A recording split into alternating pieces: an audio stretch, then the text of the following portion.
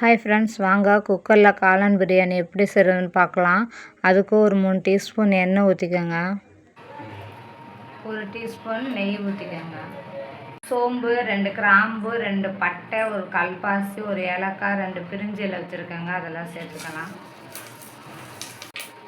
4-5 முந்திரி பருப்பு உடச்சி வச்சுருக்கேங்க, அதை சேர்த்துக்கலாம். பச்சை மிளகாய் கீரி வச்சுருக்கேங்க, அதை சேர்த்துக்கலாம்.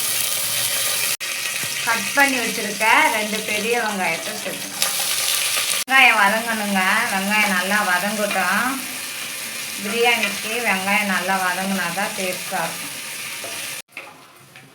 வெங்காயம் பாருங்க வதங்கிடுச்சு. இப்போ நம்ம இஞ்சி பூண்டு பேஸ்ட்டு போட்டுக்கலாம். 1 டீஸ்பூன் இஞ்சி பூண்டு பேஸ்ட்டு போட்டுக்கலாம். இஞ்சி பூண்டு பேஸ்ட்டு போட்டு ஒரு 2 நிமிஷம் வதக்கி விடுங்க. கட் பண்ணி வச்சுருக்க 2 தக்காளி பழம் சேர்த்துக்கோங்க. தக்காளி வதங்கட்டுங்க. தக்காளி வதங்கிடுச்சு. இப்போ நம்ம கொத்தமல்லி புதினா போட்டுக்கலாம். நான் ஒரு கைப்பிடி போட்டுருக்கேங்க. மிளகாத்தூள், பிரியாணி தூள், மஞ்சத்தூள் சேர்த்துக்கலாங்க. உங்களுக்கு காரத்துக்கு எவ்வளோ தேவையோ அவ்வளோ சேர்த்துக்கோங்க. நல்லா மிக்ஸ் பண்ணி விடுங்க. தயிர் 2 ஸ்பூன் ஊற்றிக்கலாங்க.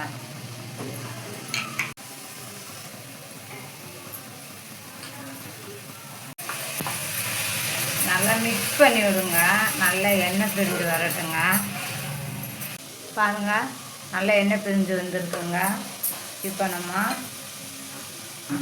காளான் 2 பாக்கெட்டு நான் நல்லா தோலெல்லாம் உரிச்சிட்டு க்ளீன் பண்ணி வச்சுருக்காங்க, சேர்த்துக்கலாம். காளான் கொஞ்சம் வதங்கணுங்க. பாருங்கள், காளான் நல்லா வதங்கிடுச்சுங்க. பாருங்கள், இப்போ நம்ம பிரியாணிக்கு தேவையான உப்பு போட்டுக்கலாங்க. இப்போ நம்ம தண்ணி சேர்த்துக்கலாங்க. காளான் நல்லா வதங்கி வந்துடுச்சு. இப்போ நம்ம தண்ணி சேர்த்துக்கலாம். பாருங்கள் எப்படி வந்திருக்குன்னு பாருங்கள் நல்லா.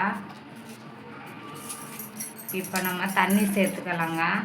நான் 3 டம்ளர் அரிசி வச்சுருக்கேங்க, அதனால் 6 டம்ளர் தண்ணி எடுத்துக்கலாங்க.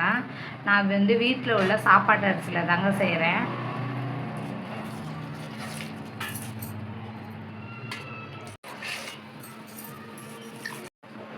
இப்போ உப்பு, காரம் இதெல்லாம் டேஸ்ட்டு பார்த்துக்கோங்க. உங்களுக்கு பத்தலைன்னா சேர்த்துக்கோங்க. எங்களுக்கு கரெக்டாக இருக்குது.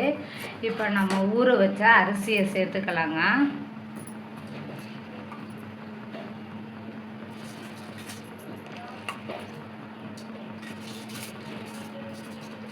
இப்போ குக்கர் மூடி போட்டு 3 விசில் வச்சு எடுத்துக்கலாங்க.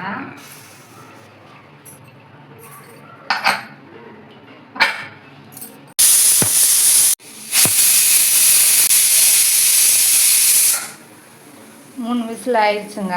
இப்போ நம்ம அடுப்பு ஆஃப் பண்ணிக்கலாங்க. கொஞ்ச நேரம் விசில்லாம் அடங்கட்டுங்க, அப்புறமா நம்ம ஓப்பன் பண்ணி பார்க்கலாம். விசில் அடங்கிருச்சான்னு பாருங்கள். பார்த்துட்டு ஓப்பன் பண்ணிக்கலாம். பிரியாணி எப்படி வந்திருக்குன்னு பார்க்கலாம் வாங்க.